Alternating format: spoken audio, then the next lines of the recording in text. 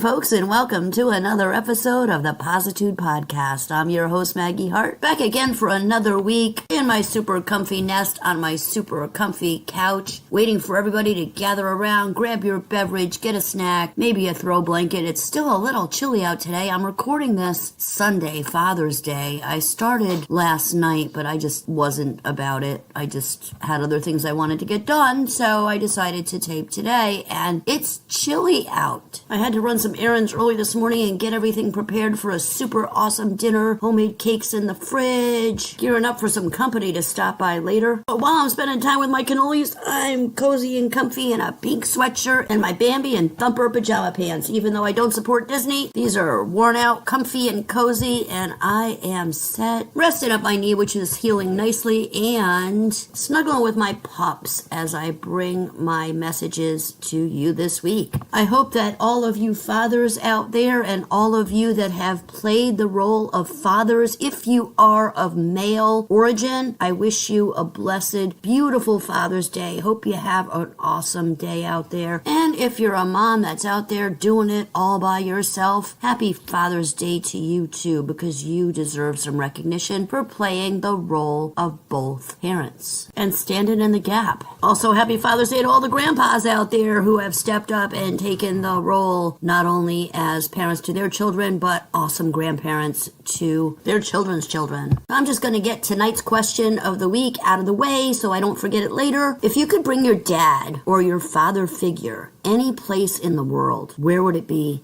and why? Oh, by the way, I know all my cannolis get my sometimes maybe a little bit twisted sense of humor, but some people were a little offended at some of my comments from the last couple of weeks' shows or some of the clips I played. Well, guess what? If you're offended, take it somewhere else. I'm not now, nor have I ever claimed to attempt, even in the remotest of scenarios, to be politically correct. This is a news show, yes, but it's also comedy, and it's entertainment, and it's healing. It's a lot of things rolled up into one. And if I spent every single episode thinking about who I may or may not offend, I wouldn't have anything to record. And I'm not going to cow down to the liberals who are like, you hurt my feelings. Sorry, there are hundreds of liberal shows out there that you guys can listen to that will be better suited to your needs. This is snarky. It's sometimes a little bitey. It's comedy, but it's bringing you reality in a more positive approach so that we can take life a little less seriously, still address the issues that we need to, but also work on ourselves and our healing. So, you know what? Unfortunately, there's going to be some bad things that I talk about because that's the way that the world is going right now. But I'm not going to let somebody bully me into being something that I'm not. My comedy can be edgy at times, but that's what made my shows go crazy and gain me all of the fans that I have. You may at times disagree with my perspectives, and that's okay. A lot of the information that I put out there is to let you be able to discern on your own. It's a training tool of sorts, even though you might not recognize that. It's to get you to think. It's to get you to decide on your own what's real and what's not. To learn to trust your judgment, your inner gut. And when things are wrong,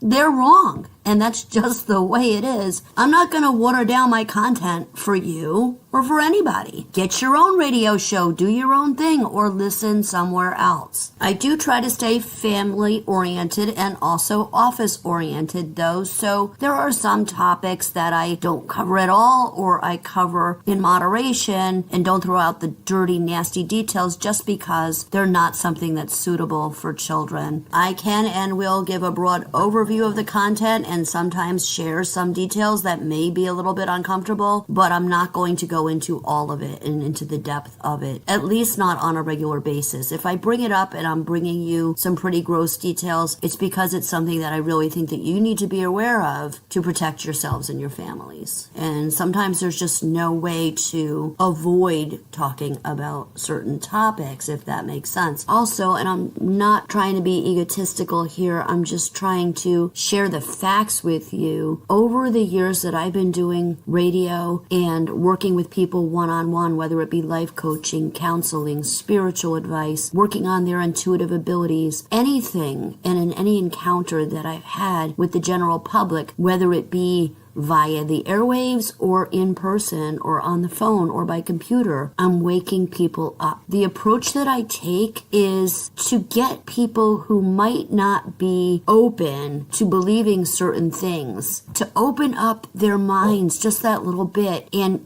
just create that crevice that makes them think, wait a minute, this could be true, this could be right. What if she has something there? And opening that doorway and letting that little tiny sliver of light in sometimes is all that they need to further investigate certain topics on their own. And before you know it, they're totally awake to what's really happening on our planet. And so much of it is on a spiritual level. I mean, yeah, I can preach.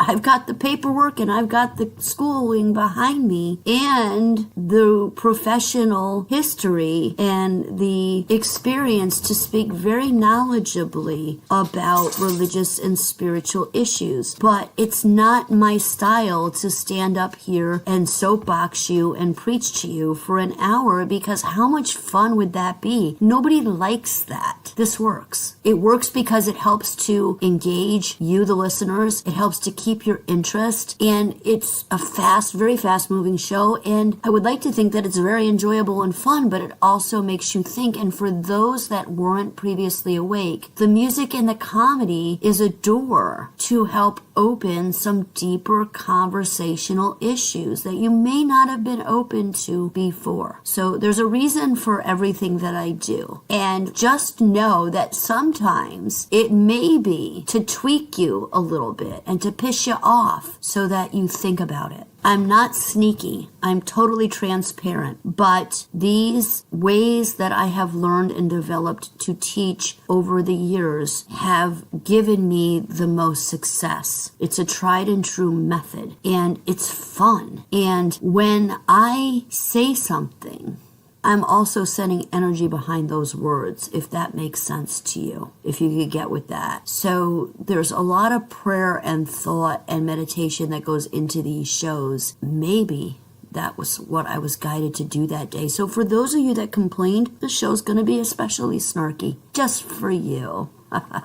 And if things come out a little bit harsh to you, how are you going to handle it when times get rough? You need to develop somewhat of a thicker skin, because anybody that knows me and knows how I roll knows that my intentions are always pure, and I'm out there to help people. And I literally, so funny story, I have a shoebox that I keep all of my thank you cards and correspondence, written correspondence from my clients over the years, and that's just overflowing. And it's just a reminder of how we can affect each other's lives. And I talk to them just like I talk to you on here. It's like I advertise, sitting across your couch or across the living room, having a conversation, keeping it real. And I can totally take the lectern approach. I've done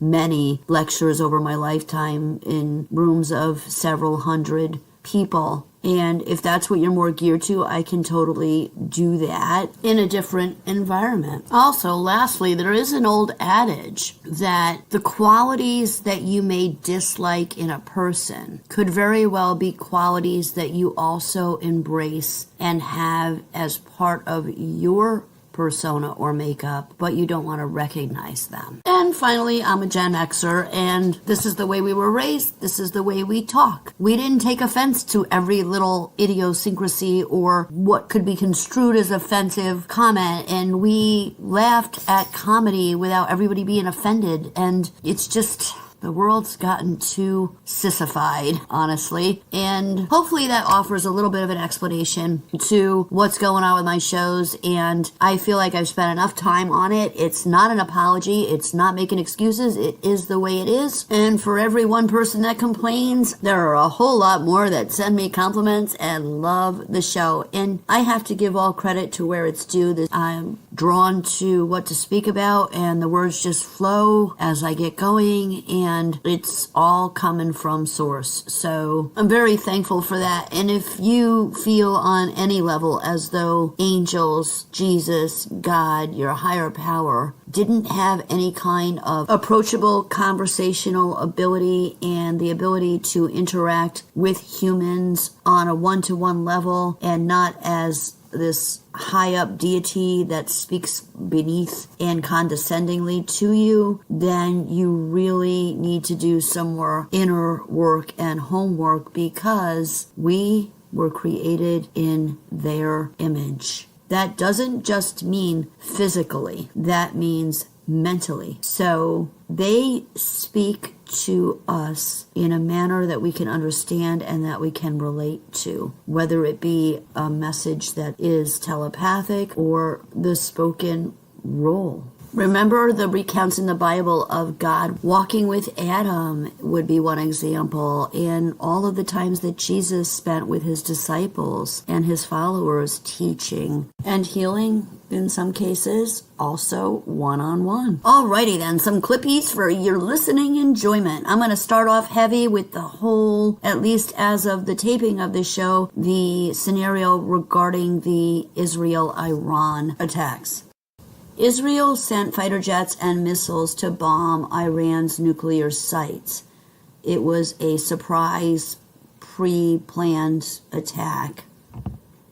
And Israel said Iran was close to making nuclear bombs, and if that happened, they could be in danger, so they attacked before Iran could finish making them. And Israel targeted places where Iran was enriching uranium missile factories, and also where their key scientists and commanders were, to try and stop the bomb before it was fabricated, before it was ready. And then Iran already had enough uranium to build like 9 nuclear bombs, according to some reports, and they were building long-range missiles. Airplanes were changing their flight routes, stock market prices were falling, oil prices were going up. India is definitely going to see higher petrol and diesel rates, and food and transport costs are going to go up. Stock market volatility is there. The U.S. was not involved, at least as of this morning. Israel told the U.S. before striking, but so far we've stayed out of it, and I hope that it continues that way. So the first 2 videos that I have, one is from Patrick Bet David, who says Iran has kind of always been trouble and will continue to be trouble, and then one from Rabbi Yossi Friedman, so that we can get some perspective on what's going on here. I'm going to share a couple of different viewpoints in the 2 clips after these 2. Let's get ready to rumble! As a person that was born in Iran, yes, I can't stand this regime. Yes, they've called, the only thing that's been persistent and consistent is the following. When the Shah was in Iran, did Israel already exist? Yes. Yes or no? Mm-hmm. Was Israel causing chaos? Was there war in the Middle East? Let me say this one more time. When Iran was ran by the Shah, what year was the Shah of Iran? What years did he run Iran? 53 through 79, I think. Okay, 53 is the oil consortium, so 54 is the oil consortium. 41 to 79. Oh, wow. Because he started at 21 years old, young man, right? 41 to 79. When did Israel become a nation? 48. Yep. Okay, so check this out. Why is it that between 48 to 79, while the Shah was the king of Iran, running Iran, why is it for 31 years there is no major war in the Middle East? Why is that? So to the people that want to say it's all Israel's fault, how come there wasn't that in Iran for 31 years? I'm curious. Answer that question for me. And why is it from 79, when the mullahs, the Hezbollahs, the IRGC, all these guys, the Khomeinis, all of them took over, why has there been chaos in the Middle East since 79? Whose fault is that? America's been consistent. Yes, I know America wanted the oil from Iran, and yes, I know UK wanted it, and MI6, and CIA, and all this stuff. And yes, I also am aware that the Shah didn't trust Israel. The Shah didn't trust, what they were doing with media and finance and the ambition and the level and the control and the influence and all that stuff. He knew what was going on there. He wanted to compete with them. He didn't see himself as a victim. He's like, we're going to be doing the same thing. And they're like, wait a minute, this guy's too ambitious and he thinks he can go up against all of us. Let's take this guy out. We need chaos in the Middle East. Oh, shit. Even Israel being involved, let's just say for Iran and the Shah fallen, there is chaos now in the Middle East. On who, though? On who, though? Who did that? So, yeah, for me, the most consistent thing behind the chaos in the Middle East has been Iran. So the Iranian people and the Jewish people are allies. We're best of friends. We're sisters and brothers. The war that's taking place now against Iran, it's not against the Iranian people. It's against the wicked regime that has been persecuting their own people, depriving them of basic human rights. The Iranians are actually reaching out to us Jews and to Israelis and saying, thank you. You're doing the work for us.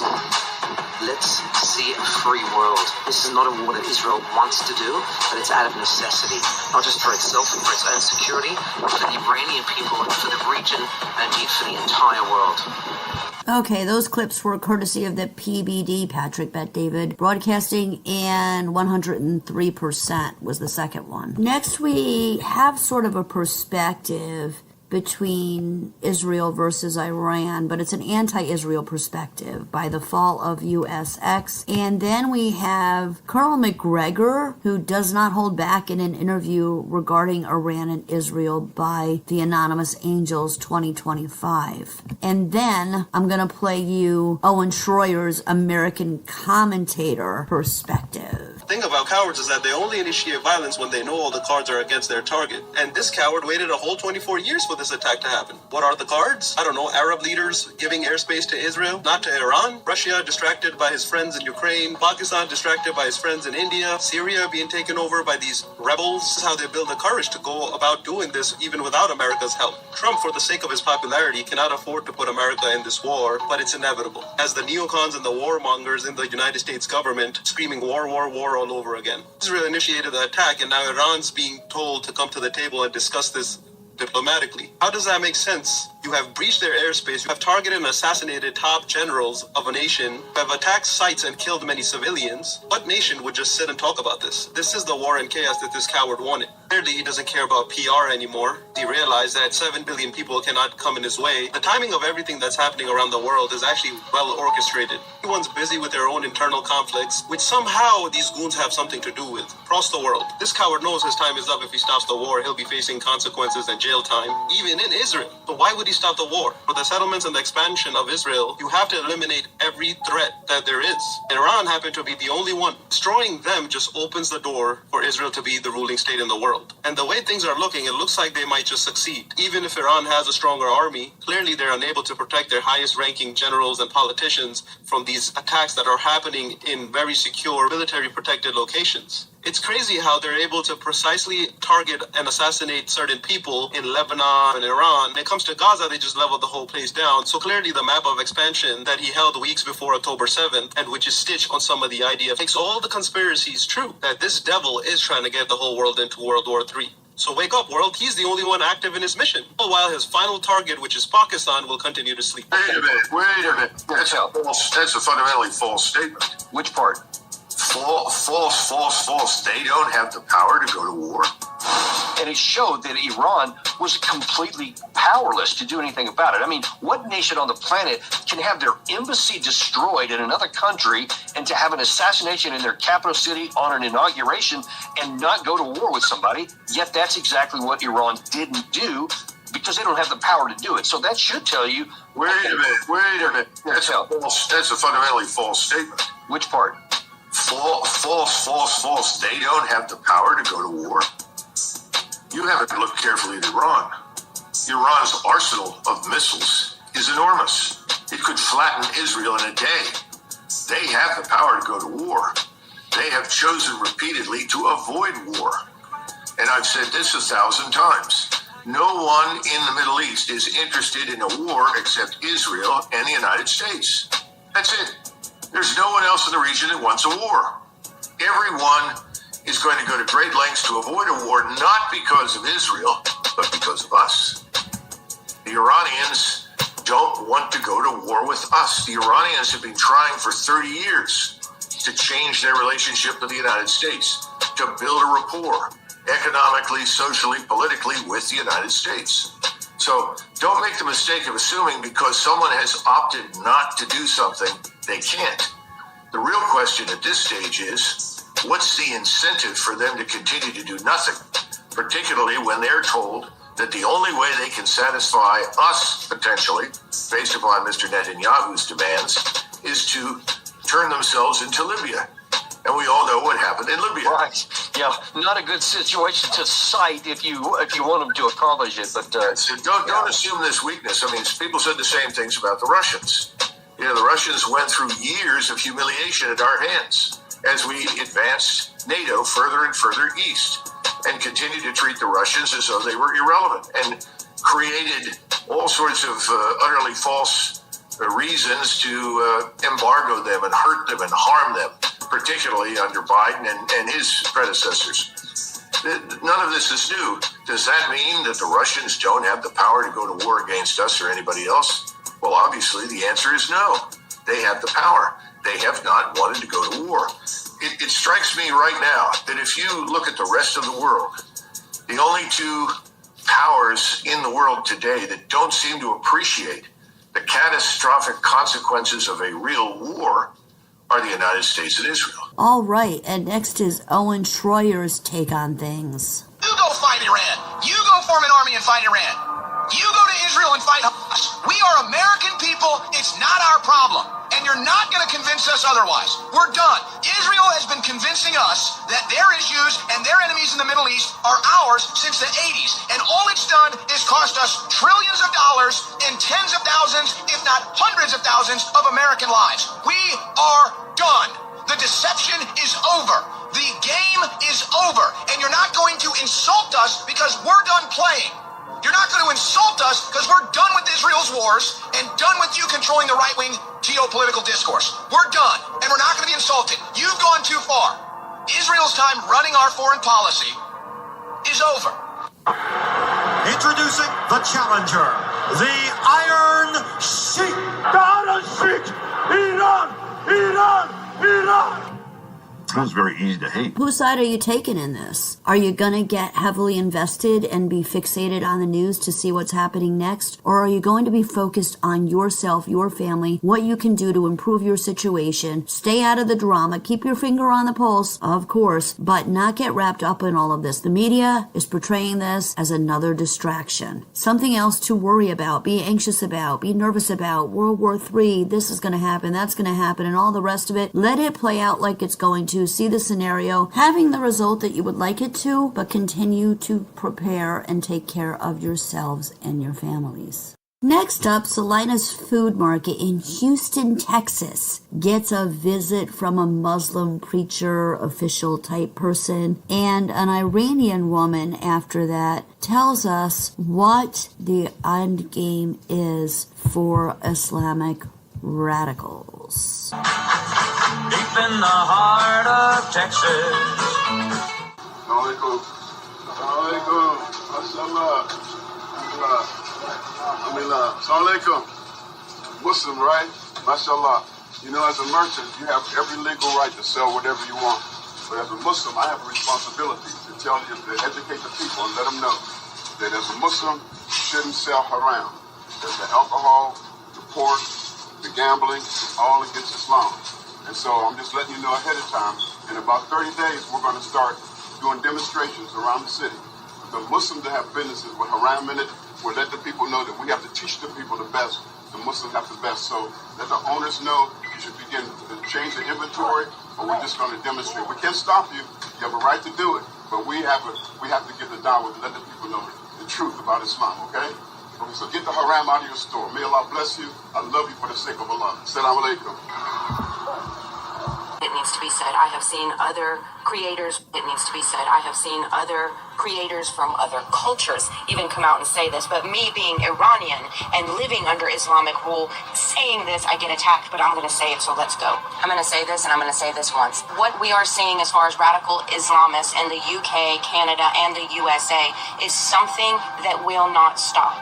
Why? Because some of us were actually raised under that regime. We know what their ideology is. We know what their tactics are. We know how they like to just postpone things and negotiate things around. The end result is to completely make this entire world rule under Islam. No government, just religious law. And do you know what the religious law of Sharia law is? You completely convert to Islam. And if you don't completely convert to Islam, they have a right to unalive you, or they can keep you as a slave and do what they want. Silence! I kill you! And here's a really good sign. Non-sanctuary cities are on the rise in California. Huntington Beach is preparing to defy Governor Gavin Newsom and declare itself a non-sanctuary city. This bold move would allow President Trump's deportation forces to fully operate within city limits, expediting the removal of illegal immigrants. City Attorney Michael Gates stated, Huntington Beach will coordinate and cooperate with federal agencies and fully effectuate all the tools available at the local, state, and federal levels to combat crime.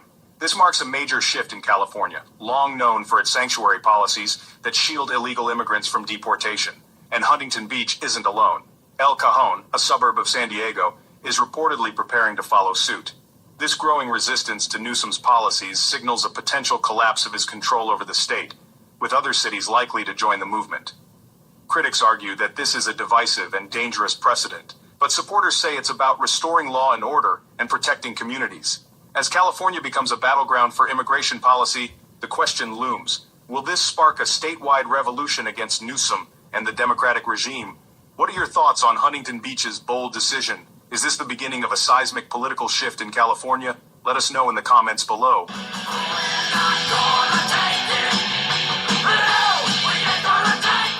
So that last batch of clips was from All About Humanity 818, Global Catalytic Ministries, Jeff Dunham, Ahmed the Terrorist, and then news updates. The one about Houston disturbed me the most because everywhere I go in medium to major cities now, that seems to be the new normal. Stores and shops that I grew up with and shopped in for years are now gone in place of foreign markets, and the crime rates in those areas has gone up exponentially, and they're virtually unrecognizable, some sections, if not all of the cities, because it's changed so dramatically. And honestly, it's been a rapid decline. It's not an improvement. There is a lot of litter and trash and garbage in the streets, and the people that are loitering are creepy, to say the least. Definitely not a good, energetic vibe for any of the cities that I visited recently, anyway. And the people are incredibly rude. Even though it's over now, I want to cover the No Kings assemblies and the protests that happened yesterday as I tape today, Sunday. From what I'm finding in all of my news sources, not a whole lot of horrible things seem to go down. Bricks were all over the place on street corners, reminiscent of the Soros-funded Antifa movements. But with the military in place, it seemed as though the police were being a little more forceful and standing up for themselves more, not taking a whole lot of the nonsense that, at least from the clips I've been watching, they've been taking lately. Probably because they were afraid of the consequences if they were to stand up for themselves. But it seems like the tides have turned a little bit. I'm going to play a hat trick of clips from Sheriff Grady Judd and Ron DeSantis, setting the precedent for anybody who was going to try and pull any monkey business during the protests in Florida. Guys!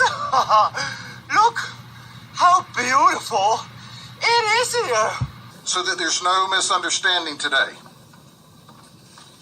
this is a peaceful protest. This is a riot. We can tell the difference. The governor can tell the difference. Our law enforcement officers can tell the difference. In the event you didn't get that, let me show you something. This is a peaceful protest. This is looting. If you loot, the next thing you can try to steal is something off of your food tray at the county jail, because you're going to jail. That's a guarantee. And we're going to enjoy taking you down there. And if somebody wants to know what I mean by turn violent, all right, this is what I mean. If you resist lawful orders, you're going to jail. Let me be very clear about that. If you block an intersection or a roadway in Brevard County, you are going to jail. If you flee arrest, you're going to go to jail tired, because we are going to run you down and put you in jail. If you try to mob rule a car in Brevard County, gathering around it, refusing to let the driver leave, in our county, you're most likely going to get run over and dragged across the street. If you spit on us, you're going to the hospital and in jail. If you hit one of us, you're going to the hospital and jail, and most likely get bitten by one of our big, beautiful dogs that we have here. If you throw a brick, a firebomb, or point a gun at one of our deputies, we will be notifying your family where to collect your remains at, because we will kill you graveyard dead. And we also have a policy that if you're driving on one of those streets and a mob comes and surrounds your vehicle and threatens you, you have a right to flee for your safety. And so if you drive off and you hit one of these people, that's their fault for impinging on you. You don't have to sit there and just be a sitting duck and let the mob grab you out of your car and drag you through the streets. You have a right to defend yourself in Florida. My God, it's really one of the most beautiful places ever. This next one's a little difficult to understand, but an LAPD helicopter pilot is talking smack to the rioters and protesters. What are you doing? What are you doing? High five. Hey, flag this to me. I got the plane. I'm coming here out at 5 in the morning. Hey, Camp you. Go something else. I hear you. Go something else. I hear you. Do it again. Do it again. Let's go. So he's telling him he can identify him and he's going to come to his house at 5 o'clock in the morning. He's telling him, throw something else, I dare you. This next clip is from Lelore Rising, telling people to think before they protest. Welcome to the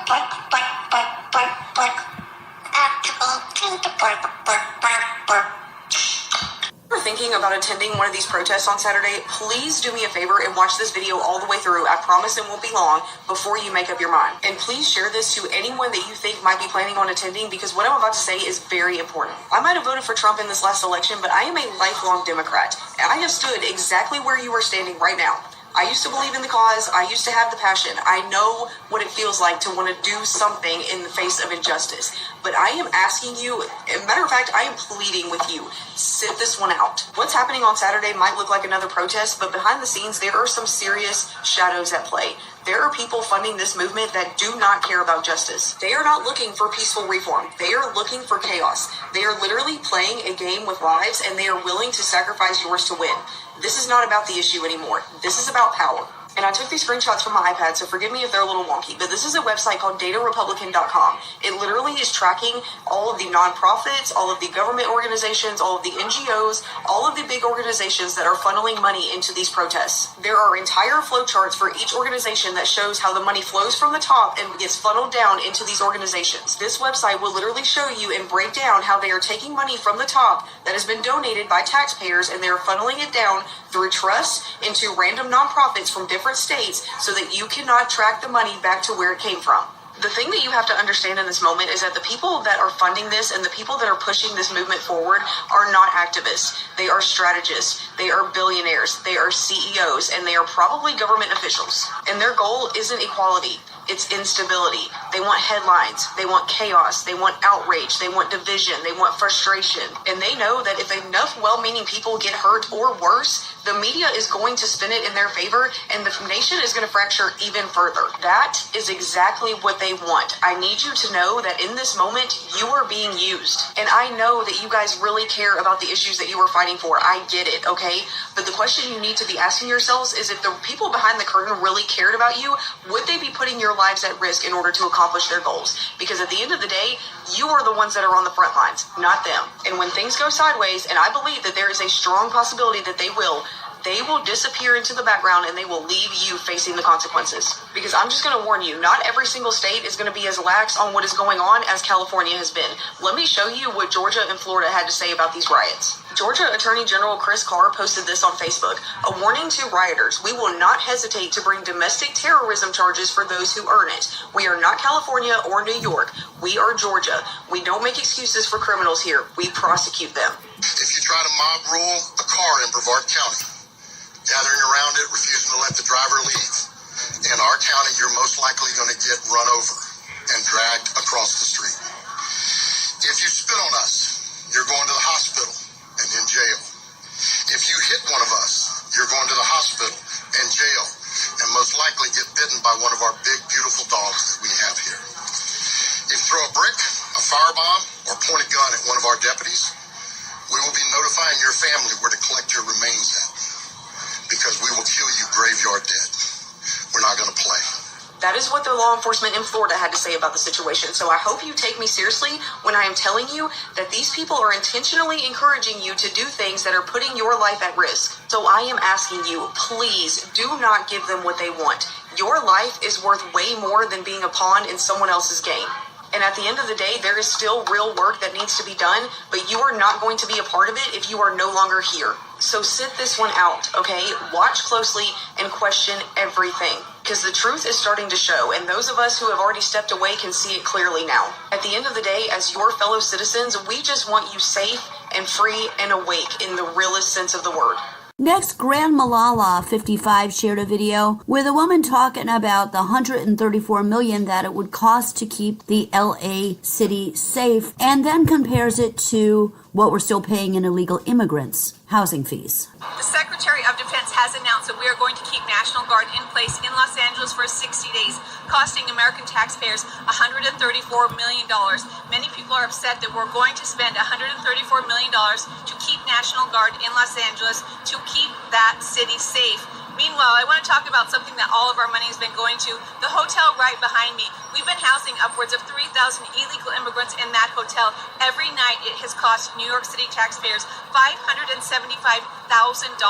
It is around $16 million a month we have spent for the past 3.5 years housing people in the hotel right behind me. That is billions of dollars. And I want to also remind you that under President Obama, we deported 3.2 million people. Not one riot, not one protest broke out. Under President Trump right now, we've deported around 165,000 illegal immigrants, and all hell is breaking out in America. It is so strange how when Obama did it, nothing happened. How when President Trump is doing it, all of this is happening. Next, we have Fort Warpath from Brooklyn, warning people not to come into his hood. I've actually talked to this guy. He's pretty cool. Yo, what's up, everybody? It's your boy. I'm back home. And with that being said, let me just say this. With all the riots and stuff that are going on in New York City and all over the world, don't let these people come into your neighborhoods, into your small neighborhoods, and into your small hoods, where we got enough problems in Brooklyn, Queens, East New York. I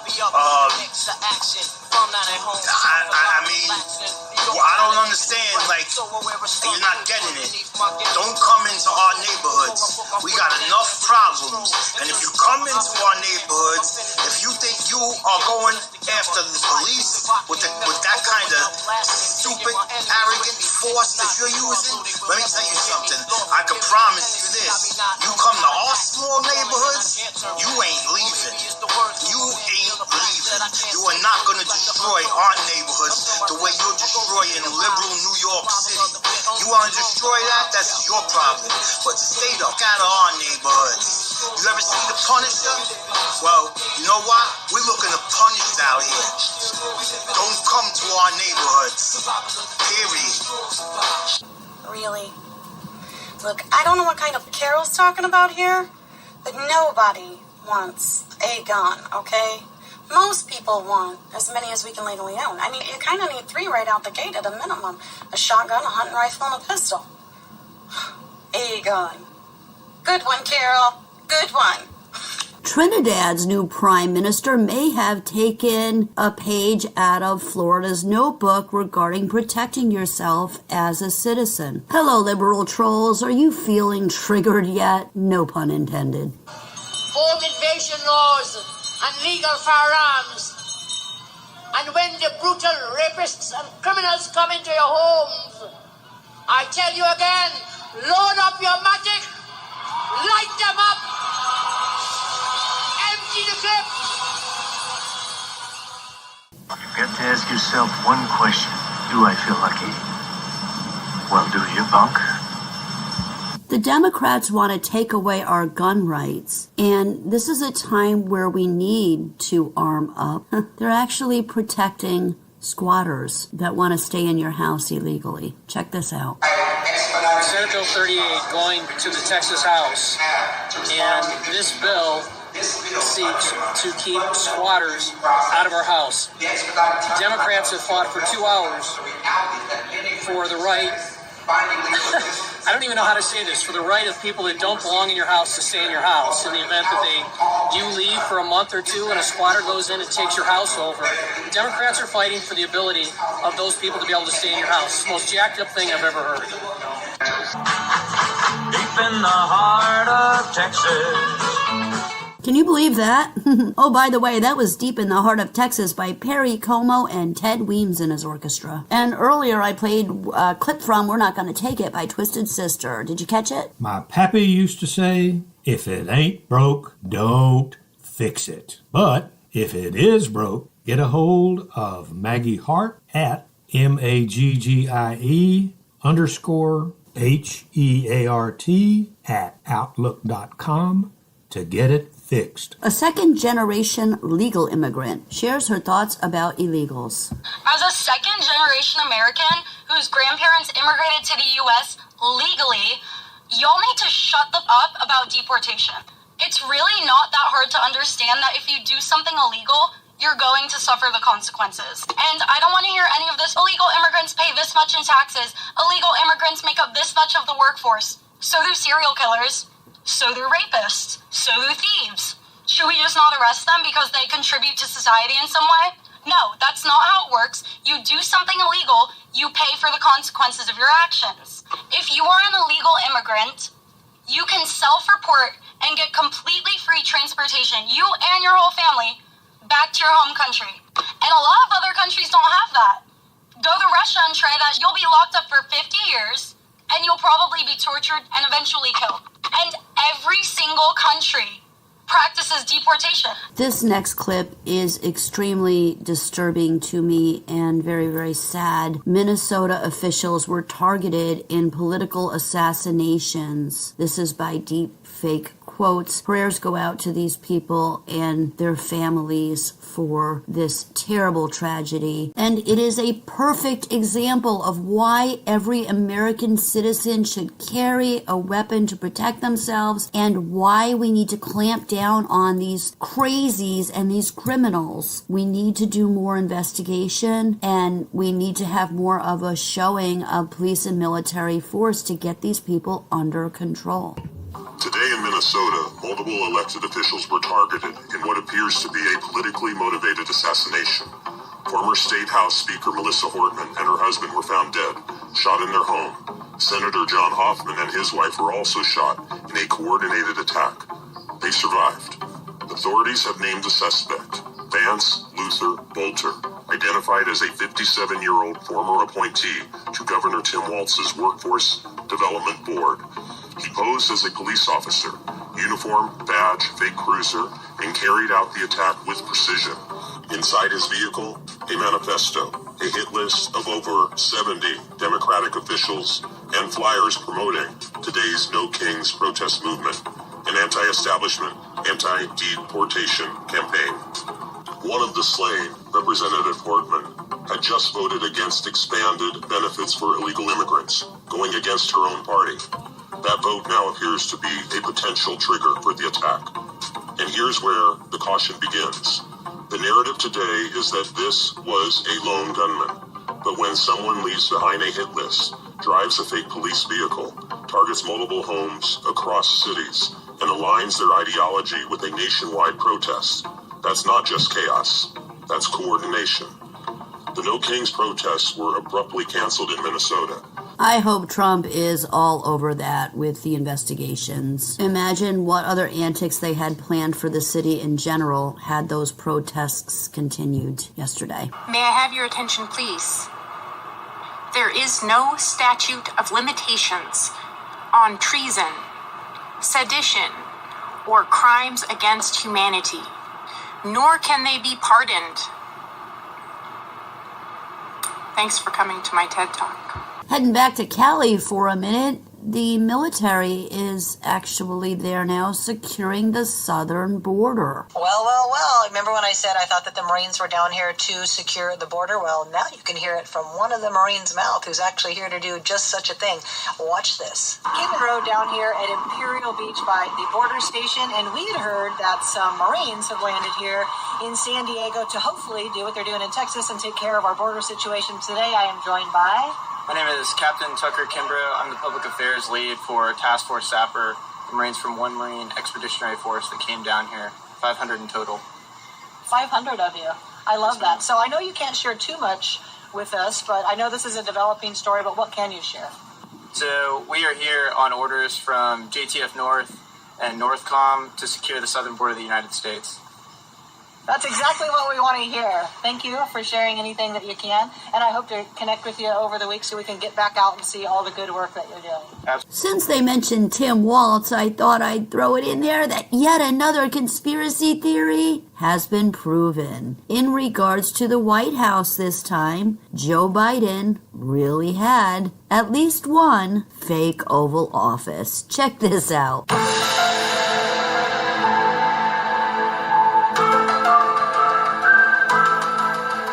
Guys, I just finished a show. Look at the room that they put me in. We're in Biden's big Oval Office, everybody. And I've actually figured this out. I now know why. I now get it. Turn the camera around. There is a screen, teleprompter to the face. All I can say is the last administration was a disgrace.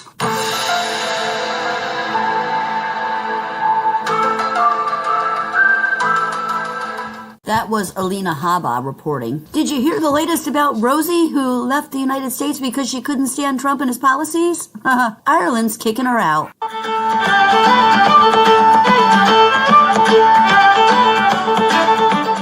kind of give her props for actually following through with what she said. She made the whole accusation that if Trump gets elected, she's leaving the country. And you know, she did. She actually got up and she fled. She fled the country to Ireland. But the most hilarious part about all this is Ireland is actually giving her 30 days to come back to America. They are, in fact, kicking her out of the country, or they are not allowing her citizenship or any permanent type of residency whatsoever. And actually, people in Ireland itself do not want her there either. They're saying she's going to take a home and land away from another Irish person. And, I mean, we all already know, by the way, if you've been watching the news, of what's kind of happening in Ireland anyways. Things are kind of, you know, let's say hitting the fan. But maybe, you know, I don't know, you know, America doesn't really want her either. Clearly she doesn't want to be here. Maybe there could be some, like, middle ground. You know, they fly her back halfway. She gets dropped off somewhere else. Maybe she goes and meets Ellen DeGeneres in London, and they just have a big, you know, little we left America party because of Trump. Although I do believe that the reason why Ellen left is because of Diddy. But it is just quite hilarious that Ireland literally pulled an Uno reverse. Sorry, Rosie, you cannot come here. You cannot live here. You must go back to America, to Trump land. You must. Sorry, Rosie. You gotta come and join us over here. Okay.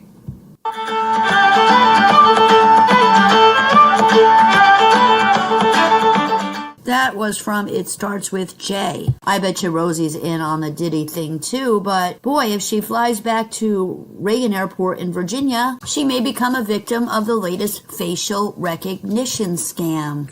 Lieutenant Jeff Merkley here, and I'm here at Reagan National Airport, and I just went through the security checkpoint.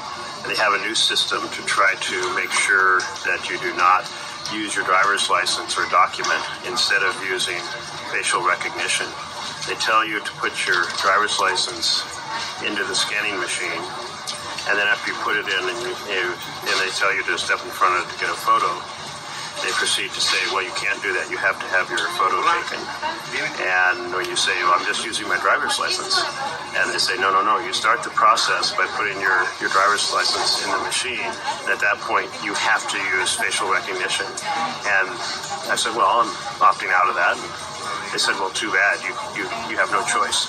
Well, this no-choice strategy is exactly what we've been saying that TSA is after, trying to eliminate the ability to use just a driver's license. The manager called over the manager. The manager proceeded to say, well, I know this doesn't make sense, but we have a new policy here, and once you put your driver's license in the scanning machine, you have to go through facial recognition. Even if you step out and step back, sorry, you have to use facial recognition. And so I said, no, that's not the law.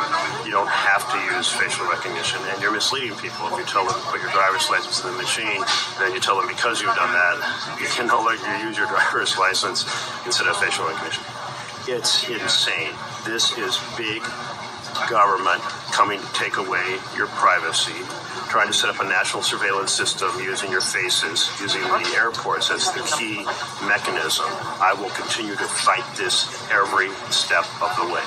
We spent a good amount of time last week on the whole Elon Trump thing and whether or not it's a ploy or they're really having a spat. Stacey Renee has an amazing commentary regarding the biblical viewpoint on that. Sick, like physically nauseous.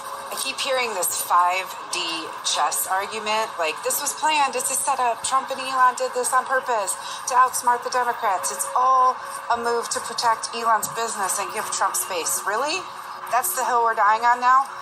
Listen, I want Trump to succeed.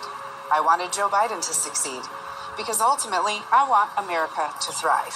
But here's where I draw the line. If you think that lying, scheming, and deceiving are justified just because they serve your side, you have already lost your way. You've traded integrity for influence. You've replaced truth with tactics, and you've decided that manipulation is holy as long as it gets results. And I have to ask you, is that how Jesus handled power? Did he ever once use trickery to outsmart the Pharisees? Did he ever lie to expose another lie? Would he have faked a scandal to wake people up? No, he told the truth, even when it cost him everything. And if you call yourself a believer, you cannot stay asleep to this, because this is exactly how the Antichrist will rise. Under the guise of solving problems, by outsmarting the system, by tricking people into trust. And if it were possible, even the elect would be deceived. Matthew 24:24.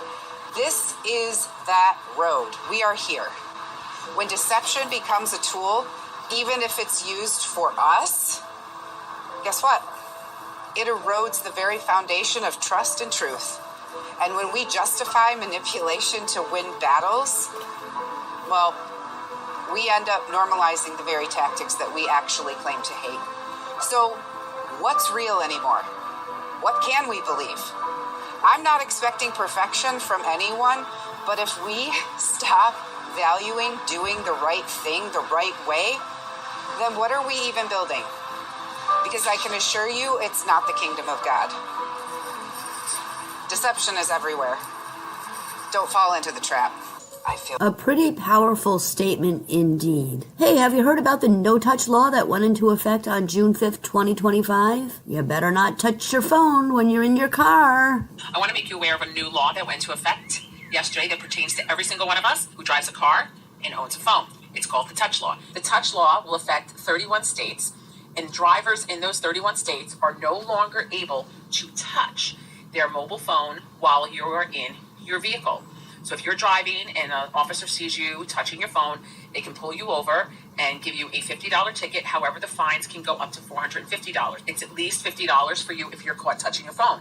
You may ask me, hey, Joanne, I'm at a light and I picked up my phone. I'm stopped. Do I still get a ticket? The answer is yes. You can still get a ticket if you are just touching your phone to pick it up and look at it momentarily while at a light. So my advice is let's spread the word to everybody so we're not getting tickets and having to deal with all of this. Again, it's 31 states. I'm going to put them in my comments, but I'm in Jersey, and of course it affects New Jersey because why wouldn't it? You're touching me. She's touching me. I'm not touching you. You're touching me. Not touching. Touching me.